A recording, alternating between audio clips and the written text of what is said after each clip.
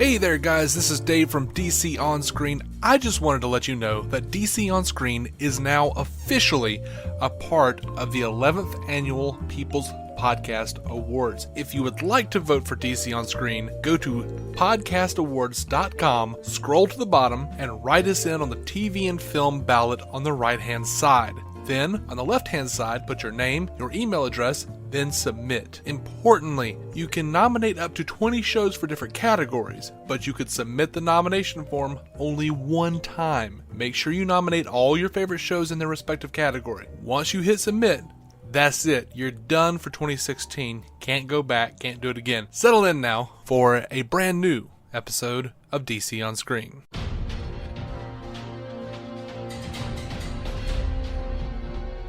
Welcome in to DC On Screen, episode 159. I am your host, David C. Robertson. This is my co-host, Jason Goss. Hello.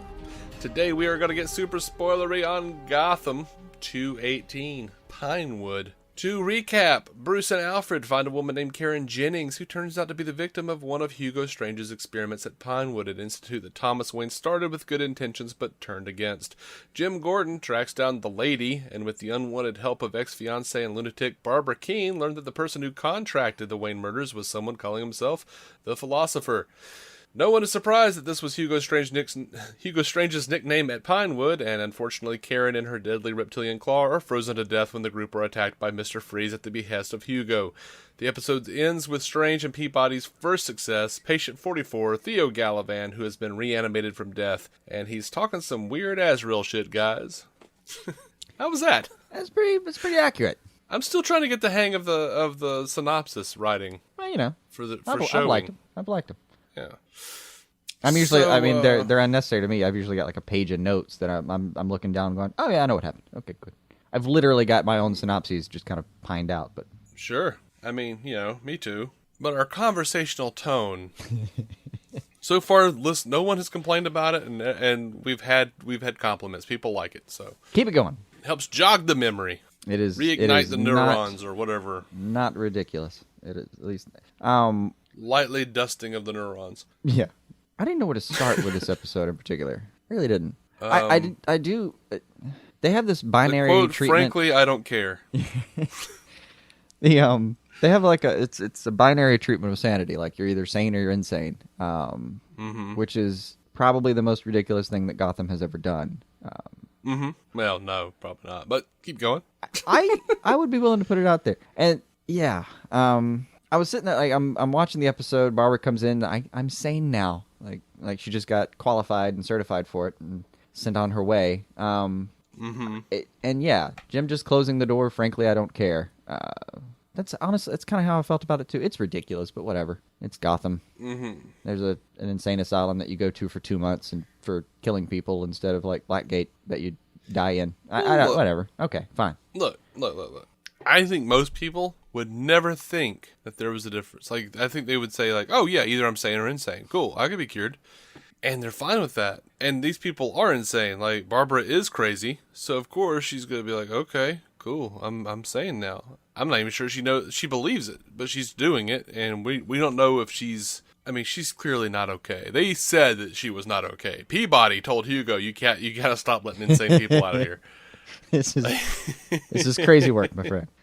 I don't recall how this part of the criminal justice system works, but I don't think it's like you kill a few people and then you go get you get out of the loony bin and then they're like, here you go, welcome to the street. I thought it was more of a... it's the same way that the criminal justice system always works. Poorly. I was pretty sure that it's like, oh, congratulations, you're sane. Now you can finish your jail term. Right. I thought that was how that worked, but not in Gotham, my friend. Well, look, man, that's been a well-worn trope in the Batman mythos. It's like there's always some, like, oddly liberal doctor who just really wants the Joker to get out of prison or something. Yeah. Just like, I think he's good now. It's either Joker or Harvey, usually. And even in Batman animated series, Dark Knight Returns. There's even that episode of TAS where they declare Pamela Isley sane, and she goes and gets married and whatnot, and so forth. Yeah. So, well-worn trope within the Batman mythos. I'm not going to start attacking Gotham for it. No. We've I mean, as gladly I've said, wept and hugged Batman TAS for the same shit. right? That's what I'm saying. I mean, I realize it's there, and I don't care. It's all right. That's the rules we're working with. Let's do it. I guess so. Yeah. Now, I'm not happy seeing Barbara there. And she's clearly not okay. Like, her ability to pop in and out of personas is frightening, to say the least. Right. But I did like her more. I did. Than I've ever liked her before. I really did. The whole thing she does, coming back, she's got him strapped to the chair, the whole thing, told you I had a plan, all that. Wonderful. Everything she does in the first half of the episode, great. And I'm finally for a minute starting to get okay with her, because it's well storied at this point that Barbara's not our favorite. Finally starting to find some peace with her, and then into the episode, she's back there hanging out with Tigress. She finally had a backbone. She was going to stand up for herself. She was going to try to prove herself. She was going to do all that. She tries one time, fails, and she goes back to hanging out with Tigress. No. That was weird and unfortunate. It was weird and unfortunate. One of my favorite exchanges in this episode was she was like, "So what's your plan?" And Gordon goes, "My plan is to stick a gun in the lady's face and have her beg me not to pull the trigger until she tells me everything." Right. And she goes, "The Gordon special. Right. I remember it well."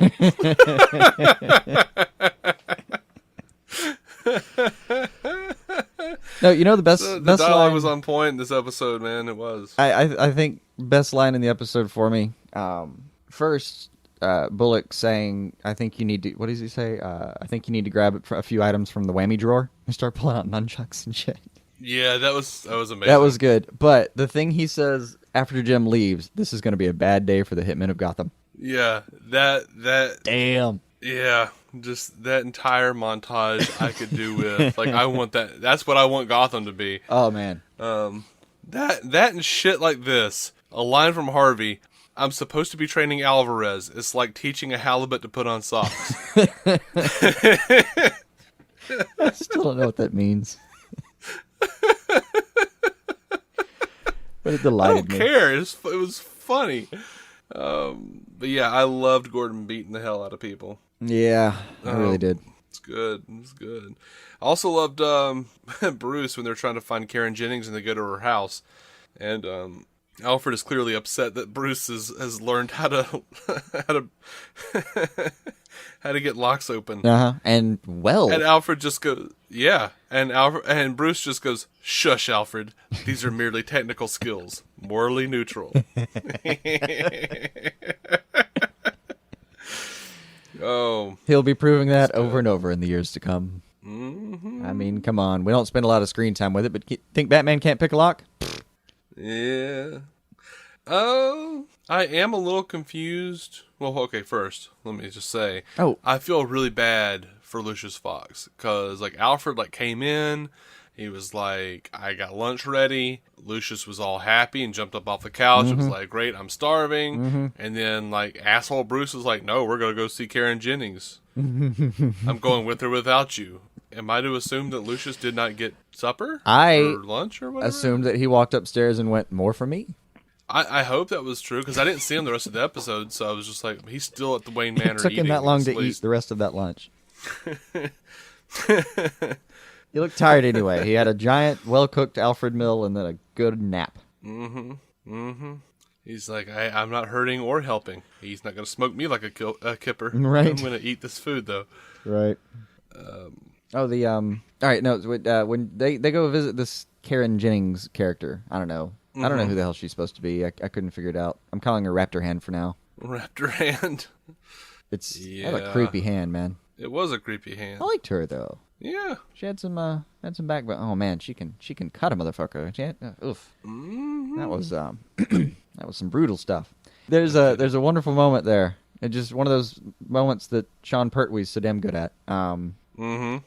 They're talking after they've had their little standoff, and by the way, I love Bruce with the gun and Alfred picking the gun back up. Are you crazy?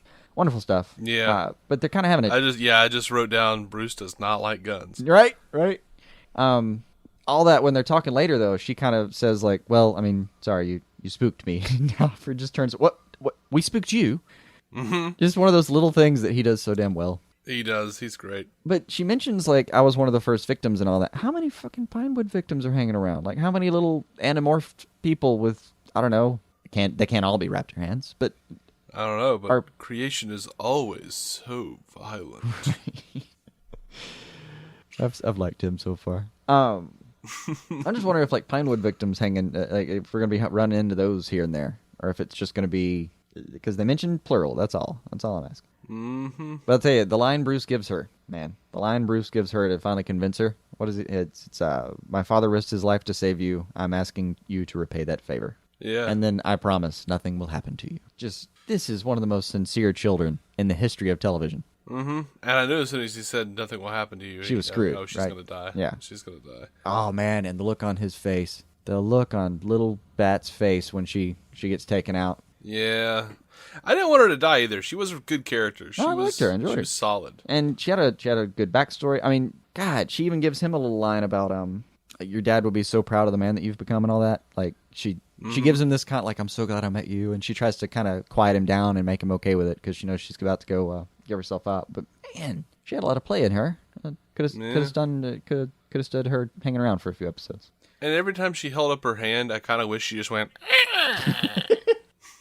Not every time just when she uses it. No, I'd be good if she just holds it up and she's like, Thomas would be so proud of the man you've become. And Bruce is like, please stop that. It's disconcerting. Stop what? Oh, yeah. Imagine her playing Simon Says. Put your right hand in. Uh-huh. Put your left hand in.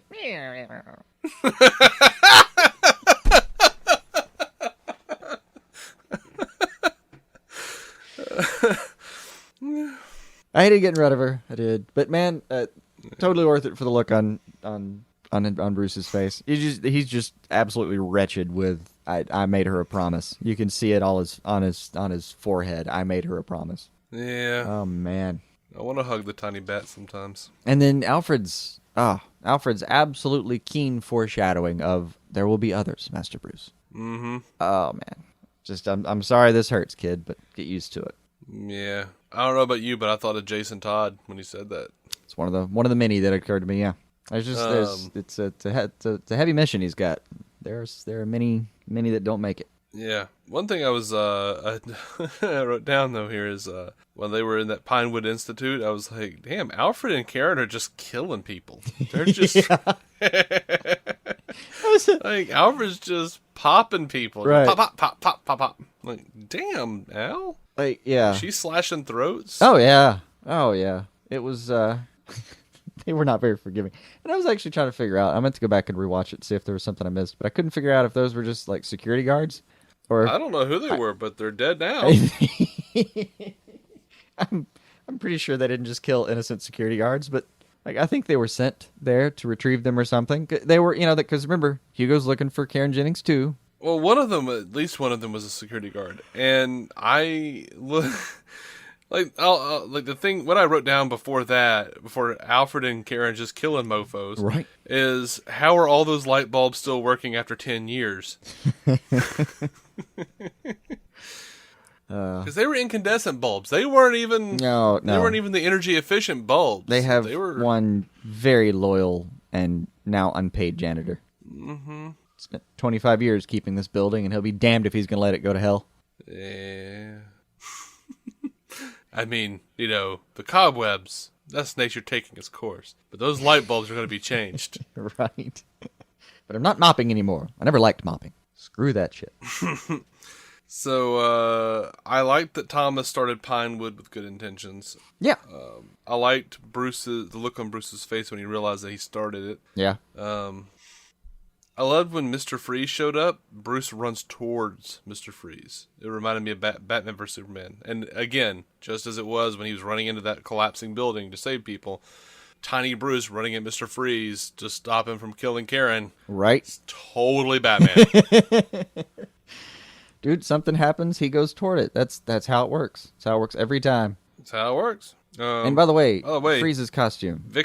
Right? It's Loved, pretty badass. Loved Freeze's costume. Also, headshots, guys. Headshots. Mm-hmm. Shoot him in the head. Headshots.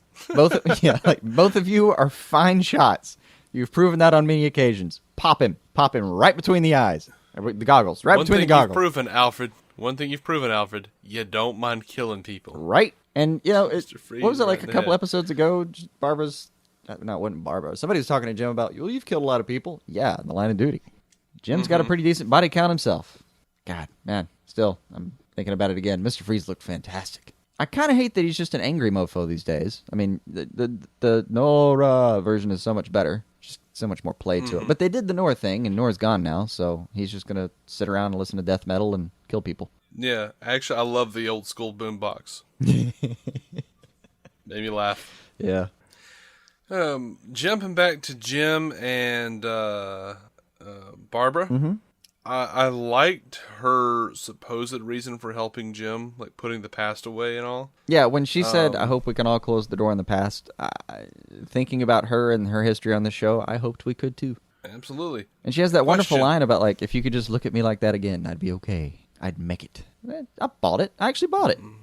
Yeah. I love that Jim was like, you tried to kill Lee. I can't forgive that. Yeah. I won't. Right. Like, yeah, you even tell her, even if Jimbo. I could, I still would.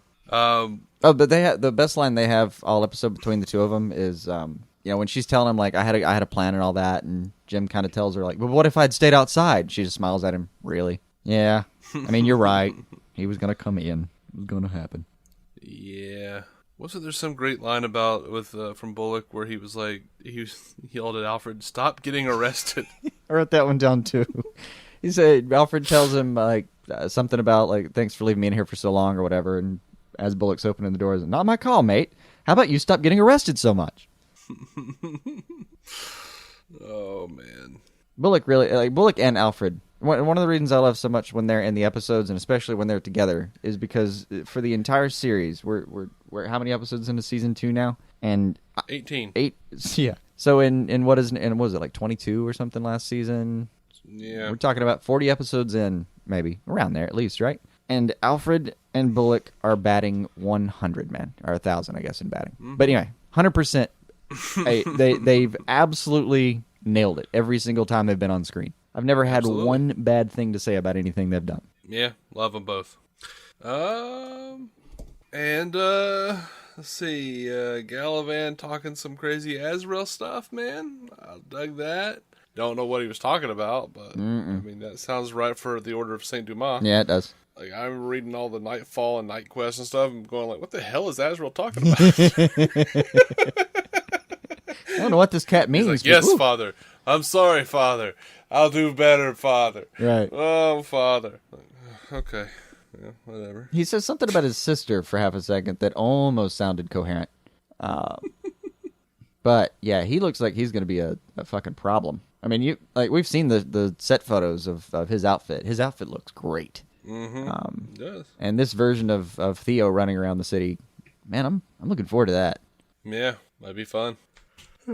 Oh man, might be fun. True. Another one of those moments where David Mazouz is just, man, this kid's so good. When they figure out who it is, they find the old photo and they realize that the philosopher was when Lucius figures the whole thing out and shows him essentially. Oh, that's what he was doing the whole episode. He had a giant meal, a good nap, and then he sat down and did some cross indexing.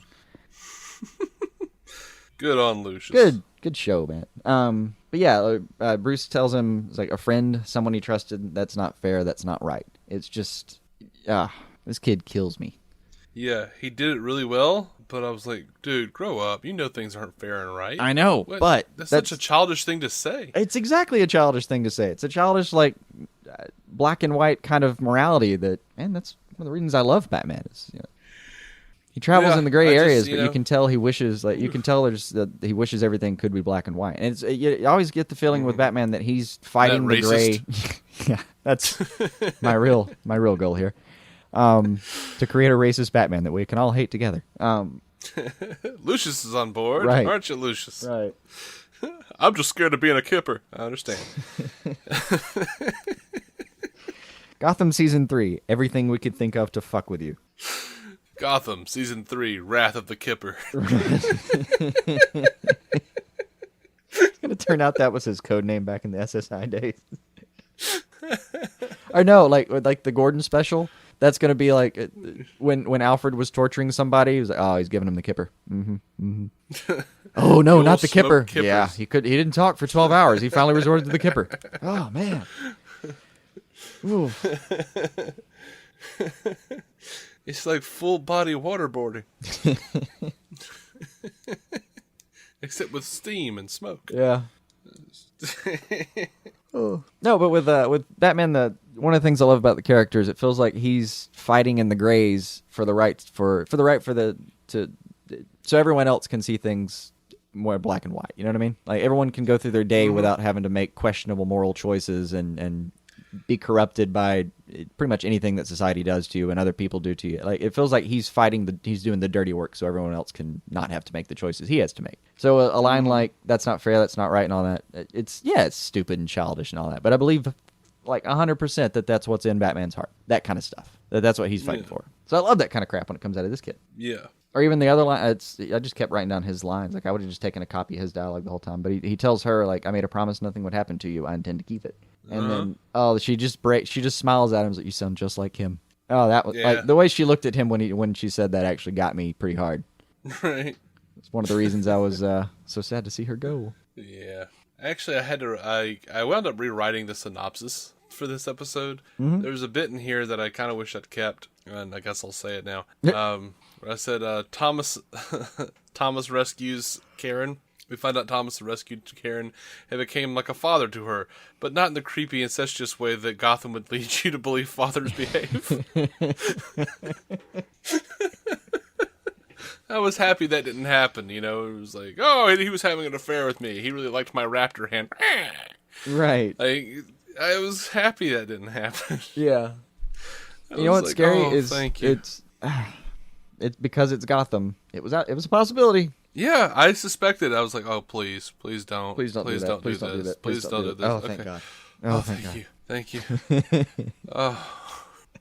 Like relieved when she's dead, going, okay, even if they were going to do it, they can't now. Oh, thank God. Unless Bruce finds a baby that was his brother / Karen's son. No, Thomas. Yeah, somewhere he's going to find a 5-year-old child with extremely dark hair and eyes and a raptor hand. And it's Bane. Right. And all the Batman fans will abandon the show completely. Right. Oh, you know what's sad on my notes? You know, when Barbara was back, like, you know, you're writing down notes, you use shorthand, you just at this point I can't even remember that Lucifer's name is Lucifer. I just write Lucy all the time. Mm-hmm. Saves me a few strokes and characters. You know what's sad though? When talking about Barbara, for a second I was about to write Babs, and I like angrily scratched it off the page. Like, no, that's not Babs. That's not my Barbara Gordon.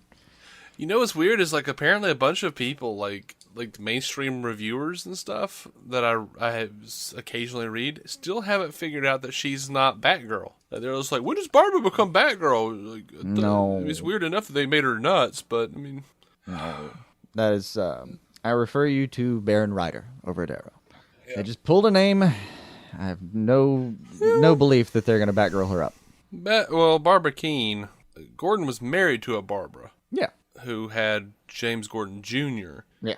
And, you know, most continuities, well, some of them, anyway, say that Barbara was actually his niece, Barbara Gordon. Yeah. So, yeah, I mean, you know, there's a difference, guys.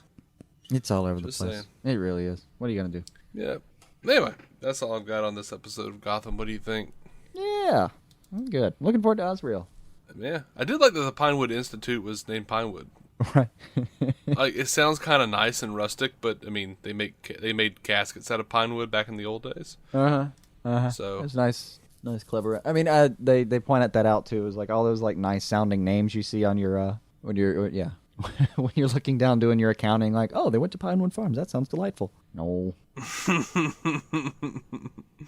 Oh, and ultimately what it leaves us with is that Hugo Strange is the person who killed the Waynes. That's where we are right now, right? So. Yep. They're I like them hanging out. Like the mystery's still around. Cool. Well, I kind of like the idea that, like, at first I kind of hated that idea. I was like, I don't want to be Hugo Strange. That's dumb. I was like, well, you know, of course there are all these metahumans running around Gotham. Had to start from somewhere. Yeah, okay. Yeah. Clayface, Mr. Freeze, all those cats. Yeah, all right. I can deal with that. When am I getting my Clayface show? You promised me a Clayface. They did promise us a Clayface. I'm okay without Clayface, but I don't whatever. want a Clayface. Also, it just occurred to me, what the hell happened to Silver St. Cloud? Tigers is back, and then they, like, parasail off together? I don't know. I don't remember what happened to Silver. Don't really care. I mean, I truly don't care, but if they said, did I just miss something? Because Tigers just shows back up, right? Yeah, she just shows back up. So as far as I know, who knows? Like, she might be running around the streets with Selena. She might be a hooker. Who knows? And she's got enough talent and training. She could be anything between, like, world's greatest 15-year-old con girl or prostitute. I don't know. Like, she could go any damn where. The little girl could be running for office in another town right now, and she'd probably pull it off. I don't know. That little girl, just every time I see her, I think, that's the world's next Hayden Pantier. I believe Hayden's doing fine for herself right now, thank you. If I understand, Nashville has treated her well. Right. Well, she will have pretty much exactly that career, I think. But whatever. Yeah. I think I'm done. Yeah. Thank you guys for listening. What? Oh, thank you guys for listening to DC On Screen. You can find every episode on DCOnScreen.com. Be sure to subscribe to us on iTunes, Stitcher, and wherever pods are caught. We are proud members of the Giant Says Team Up Network, GiantSaysTeamUp.com. Check out the other awesome shows on the network, including our sister show, the Marvel Cinematic Universe podcast, hosted by our friends Matt Carroll and Jeff Randall. Our next episode, we'll be reviewing Lucifer 112, hashtag Team Lucifer. Until then, keep some DC on your screen.